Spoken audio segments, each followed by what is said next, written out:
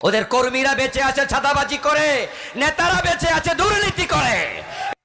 এই দেশে দুর্নীতি বন্ধ হলে রাজনীতিবিদ থাকবে না, কমে যাবে। চাঁদাবাজি বন্ধ হলে রাজনৈতিক কর্মী থাকবে না, কমে যাবে। ইসলাম আসলে দুইটাই একসাথে বন্ধ হয়ে যাবে।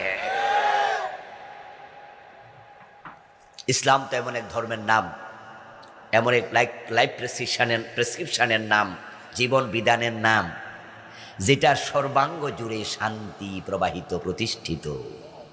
ইসলাম যেখানে যাবে সেখানে শান্তির ফল্গুধারা প্রবাহিত হবেই।